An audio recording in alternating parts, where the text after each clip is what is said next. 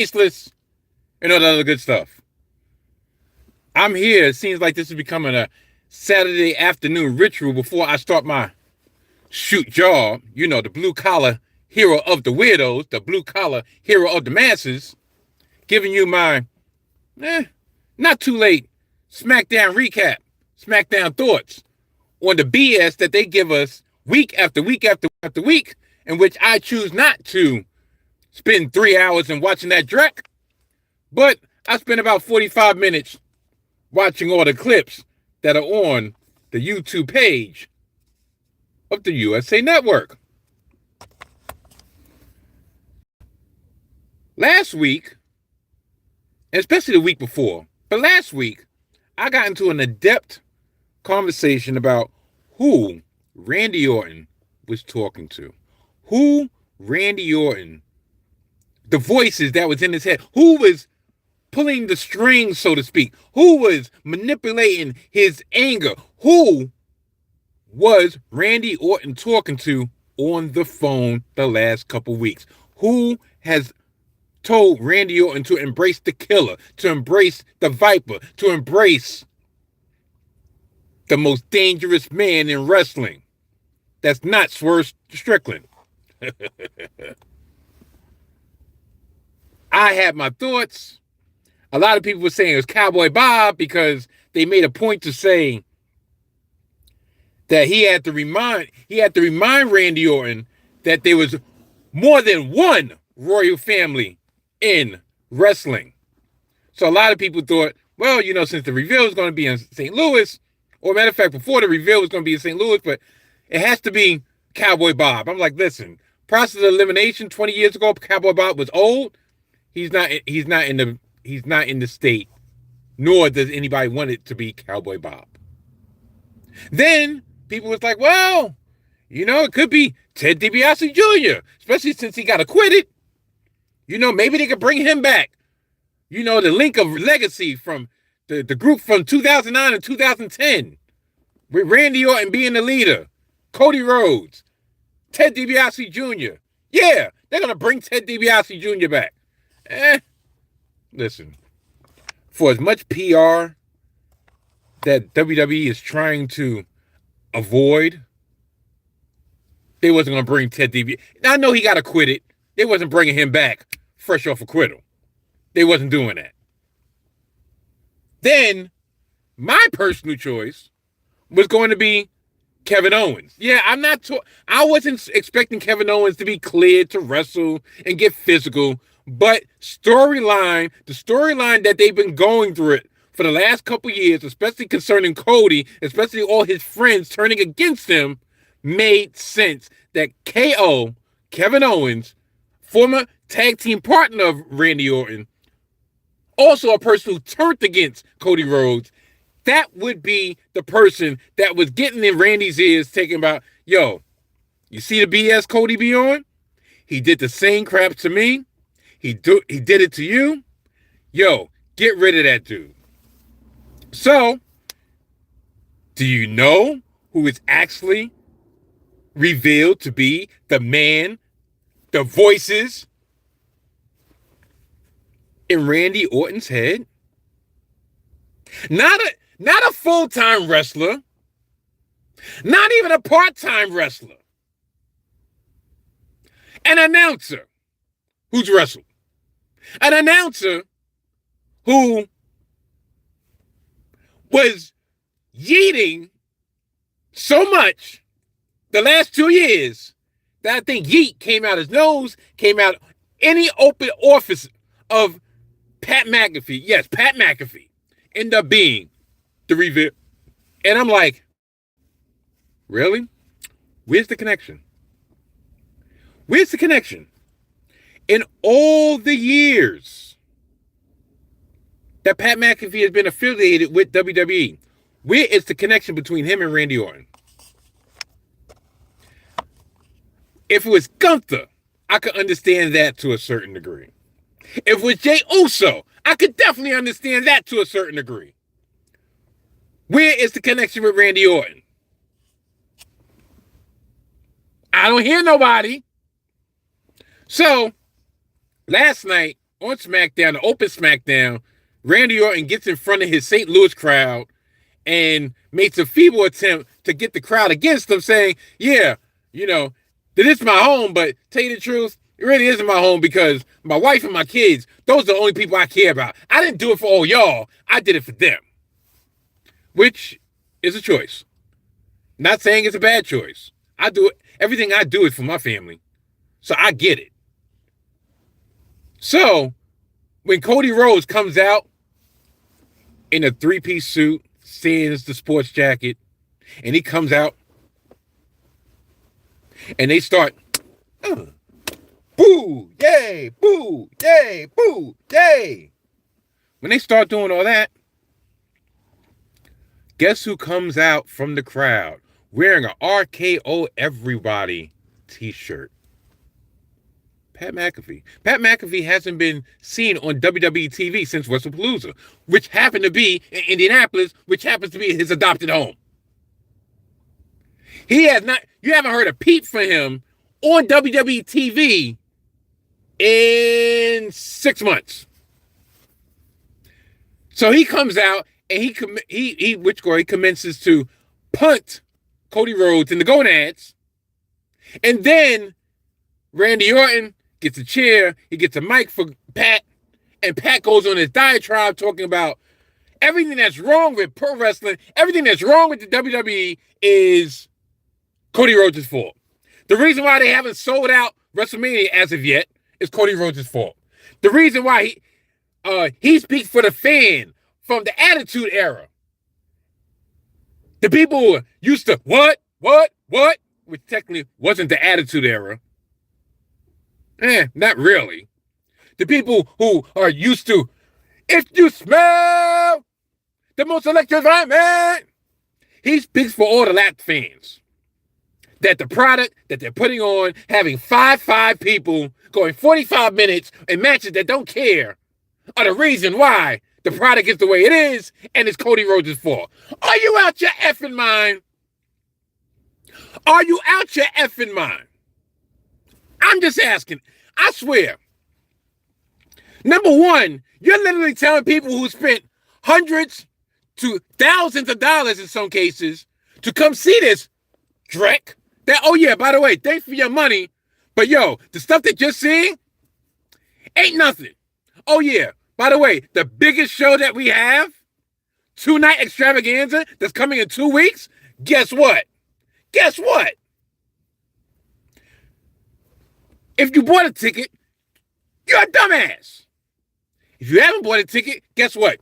You don't need to buy a ticket because guess what? The person that's main eventing one of the nights is the reason why this place sucks, why this sport sucks, why this company sucks. And that's supposed to be a bill for WrestleMania? That's supposed to be a bill for WrestleMania? Now, get to another point, right? Since when has Randy Orton needed a mouthpiece? When has Randy Orton ever needed a mouthpiece? Do they realize what they really just did? In a very simplistic angle, Randy Orton's going after number 15. He's going against his former mentee, protege, Cody Rhodes. At WrestleMania, in the main event, 20 years of history. That's the story. But no, they convolute all this stuff. Even if Randy Orton turns on him and says, you know what, listen, you asked for it. That's the story. But no, you start getting this person and this person. Oh, somebody's pulling the strings in the background. Do they realize that all they did was just scoop the heat from Randy Orton and put all the on Pat McAfee? Why do I want to see this match? Right now, if Randy Orton has not been in control of his own emotions and control of his own anger, that he really didn't want to do it, but Pat McAfee was the person that was in his ear talking about, you know what? F Cody. Yo, take this business back. It's your business. Take it back. Then the casual fan would say, why do I want to see Cody Rhodes versus Randy Orton? The casual fan would be like, you know what? Cody needs to get his get back or Pat McAfee. That's the match we want to see. Also, what is this ongoing thing year after year after year of literally talking down and downplaying your face of the company? The one that you said is the face of the company. Y'all allow him to say, I'm QB1. And year after year after year, you have people come on the biggest show of the year and Bigfoot him. If you don't want him to be the guy, then don't have him be the guy. Don't say, you know what, he's the guy. He's the SummerSlam guy. He's the Survivor Series guy. He's the Survivor Series guy. He's the Royal Rumble guy. But WrestleMania, guess what? We don't think he's up to snuff. We need to get The Rock. We need to get John Cena. We need to get not just Randy Orton. No, Randy Orton is not even in that category. We need to get Pat McAfee. Okay, I'm going to go further. We need celebrities. We're going to get Travis Scott to be an integral part of John Cena getting his record-breaking 17th championship. We're going to get Pat McAfee being an integral part of Randy Orton getting his 15th championship. We're going to get Jelly Roll being the voice of reason.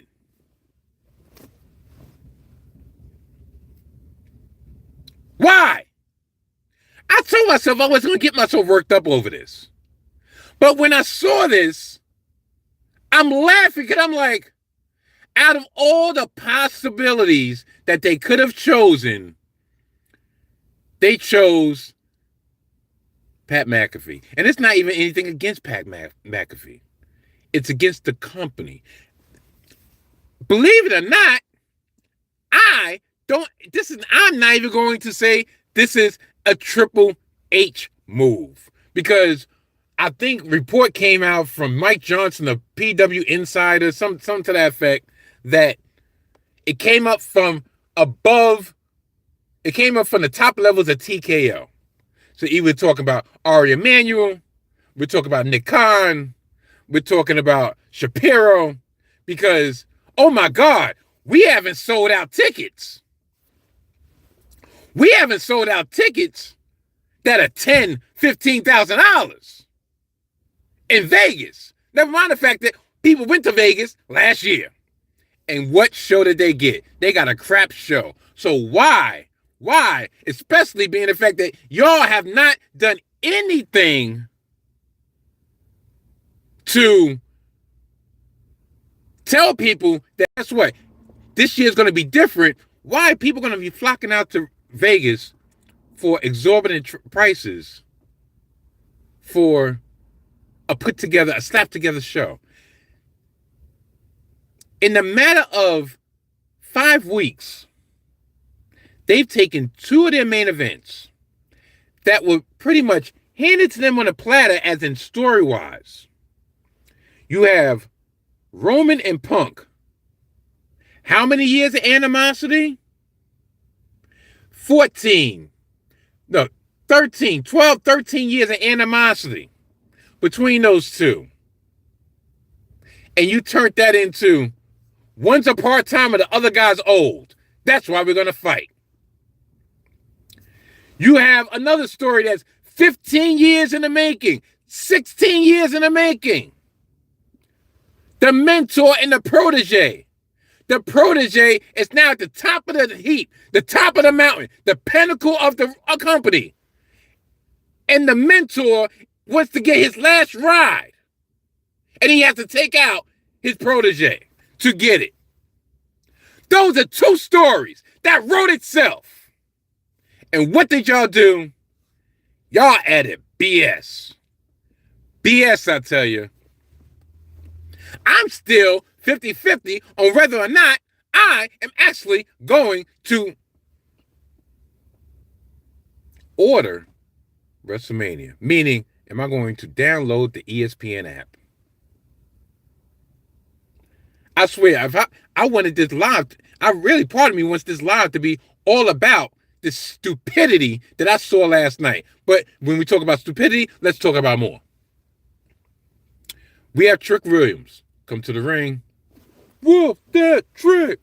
Whoop that trick! Whoop that trick! Accompanied by Little Yachty. And you know what? I'm not even going to lie. As much as I want to hate it, I like it. I like it. Listen, I'm a man of a certain age, so Little Yachty doesn't float my boat. But he did add to the act that Trick Williams is. Hype man, whatever.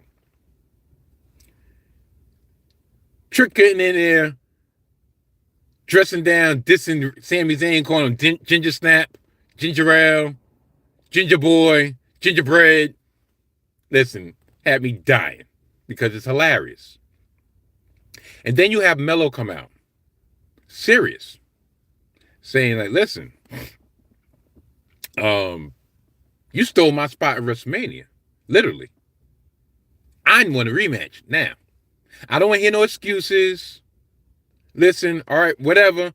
I want a rematch now. Now, here's my gripe. Not with anything that was said, because all three of these wrestlers are playing their part exquisitely well. And I would give a shout out, because I give shout outs, I give props to people who make observations that I agree with. Content creator that's on YouTube, please check out Chrissy Talks Wrestling. She made a point about how fans are fickle. She didn't say fickle, but how fans are flip-flopping. How fans, when Melo was out there week after week after week, carrying SmackDown on his back, putting the U.S. title on his back. Only reason the U.S. title is being defended at WrestleMania is because Melo did the damn thing. Melo was him. But he wasn't getting that much crowd response in his entrance. The matches were phenomenal. But then this outcry came when Melo lost, and they were like, we want Melo, we want Melo. Dog, Melo got screwed. Which was rightfully so, but okay.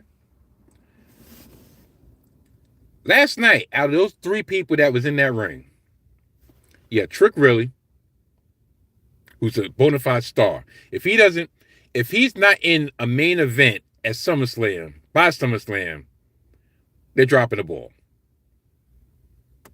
Sami Zayn is effectively a heel right now with his response. But response nevertheless. Loud response. Melo came out.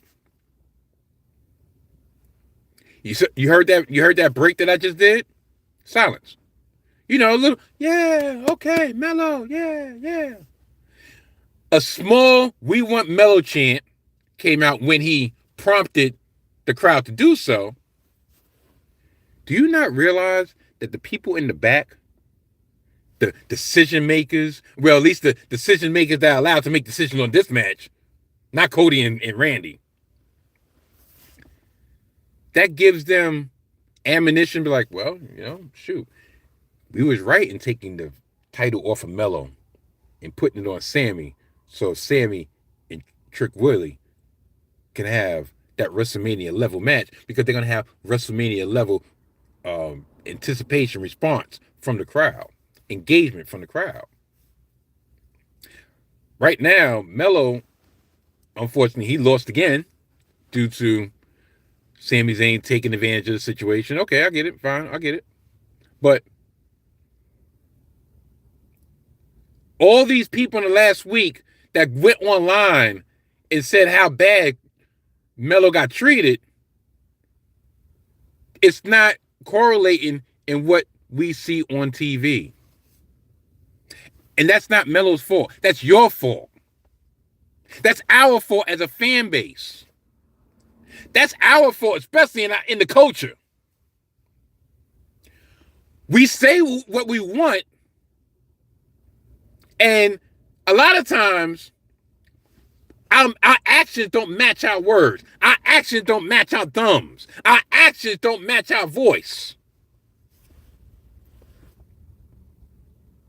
And then when our people get looked over, looked aside, which got brushed aside, then we want to cry victim.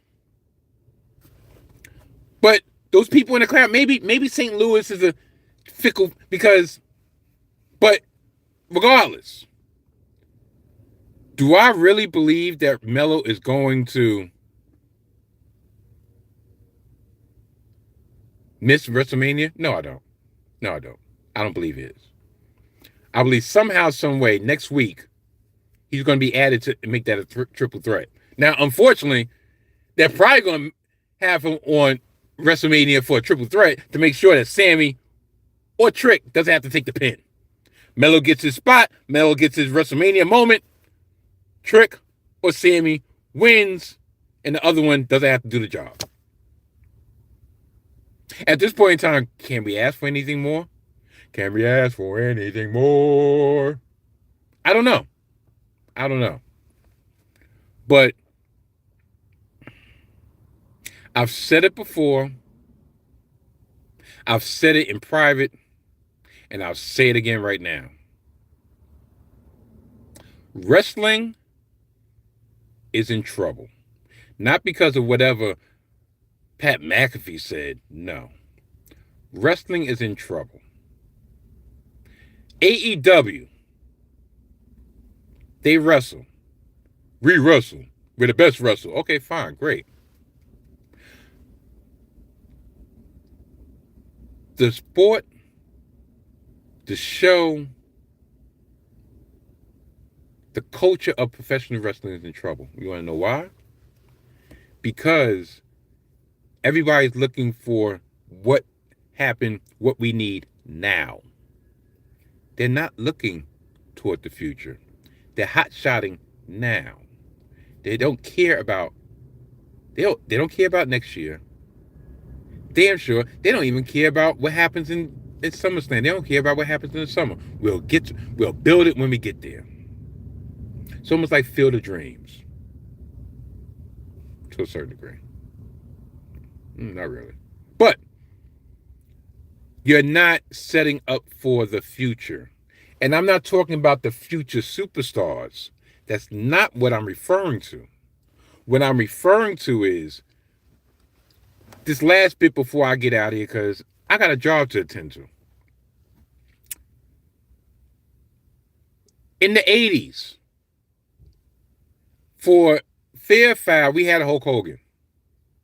Vince McMahon made sure that was a kiddie-friendly product. You had a big superhero, and you had a whole generation of Hulkamaniacs, right? You had a whole generation of people that like the Junkyard Dog, that people love the Ultimate Warrior, that people love Macho Man Randy Savage, that people love Jake the Snake, to the point that 40 years later, if you ask somebody that's in the 50s, yo, you watch wrestling? Yeah. Who did you watch? Yo, I was a fan of Jake the Snake, Macho Man, da-da-da-da-da. 40 years later. Then you fast forward into the mid to late 90s. That generation grew up, outgrew the child-friendly stuff, wanted more risque stuff. Poof. Stone Cold Steve Austin, swearing, beating up his boss, not giving a rat's you-know-what, stomping mud holes into a dry. They had that generation. Then they transitioned over, went back PG, which has been frowned upon, but guess what? Vince knew that we needed to get another young generation so they could grow up with the product. We need to build for the next 20 years. So you had John Cena as the quasi Hulk Hogan in that frame. Right? Had him on top 10, 15 years. Then when people started growing out, that generation started growing out, guess who they gravitated to? The coolest man on the planet. The coolest man in WWE. Roman effing Reigns. The tribal chief. The head of the table. The boss of the bloodline.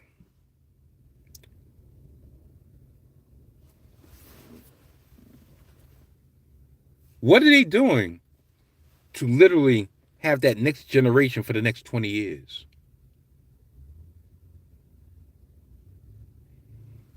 you're not. It's not really kid friendly. Not saying that it's risque, but it doesn't really cater to kids. Caters to adults, I guess. Adults that don't think logically. But even if the kids are entertained or are interested in, the prices are so high, you're pricing out the families. So once you bleed everybody dry, especially in the state that we're in, the society that we're in, especially in the United States, when you bleed everybody dry and you squeeze the last drop of blood out of a turnip, what do you have left? I tell you, nothing. You have people who are fair weather fans. They'll come and they'll go. There's nothing going to be long lasting. I would not be surprised. I'm going to be 50 this year. I would not be surprised by the time I'm 65, WWE is a thing of the past. Or WWE just passe. I have grandchildren that have started to get the wrestling bug. You know who their favorite wrestler is? Jey Uso. Roman Reigns. And you're putting them on the back burner right now. You're not giving people any reason to say, you know what? We're gonna rock with them. Now, if you wasn't rocking with them before, somebody didn't put them on, they have no idea. Because right now, Jay just looks like somebody who just going through temper tantrums, and Roman looks like he's going through a midlife crisis trying to figure out what he's going to do next.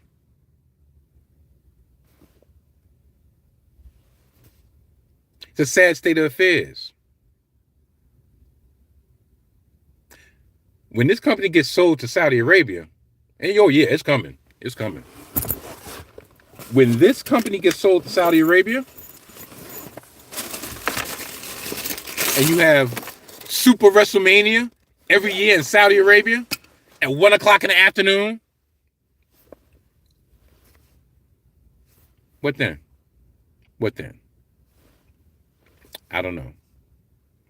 So all that being said, I'm going to get out of here because, like I said, I got a job to attend to, my shoot job that I'm supposed to start in about a minute. So if my co-worker's watching, I'm on my way. And I'm going to get out of here. Holla.